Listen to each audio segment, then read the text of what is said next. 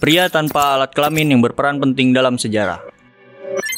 Orang Qasim atau yang dikenal dengan sebutan eunuch atau penjaga tempat tidur merupakan pria tanpa alat kelamin atau alat vital.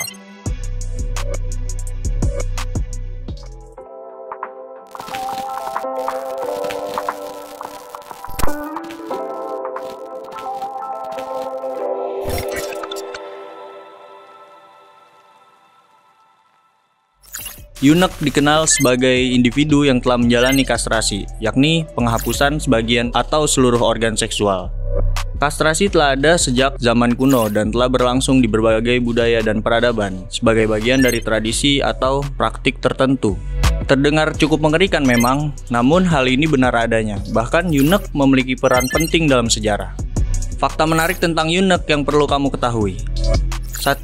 Berperan penting dalam sejarah. Praktik kastrasi dan peran eunuch telah ada dalam sejarah sejumlah budaya, termasuk Romawi kuno, Kekaisaran Bizantium, dinasti Qing di Tiongkok, Kekaisaran Turki Utsmani, dan banyak lagi. Eunuch juga memiliki peran penting dalam beberapa agama dan budaya, termasuk dalam gereja-gereja Kristen awal. Mereka dapat bertindak sebagai penasehat penguasa, pengurus harem, atau bahkan memegang jabatan politik tertentu.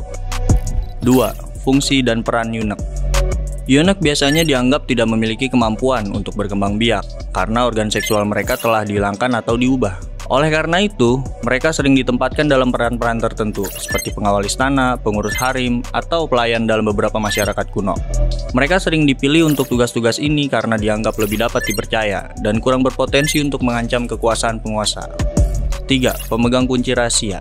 Karena eunuch dianggap tidak memiliki potensi seksual, mereka sering dipekerjakan untuk menjaga rahasia pribadi dan politik para penguasa. Mereka dianggap lebih dapat dipercaya dalam menjaga kepentingan keluarga kerajaan.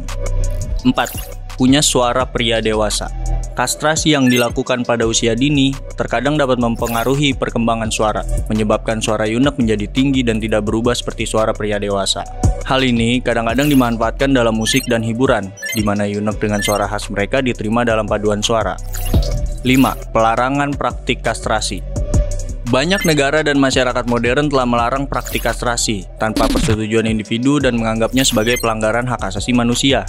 Namun, dalam beberapa masyarakat tradisional, praktik ini masih dapat ditemui dalam bentuk tertentu.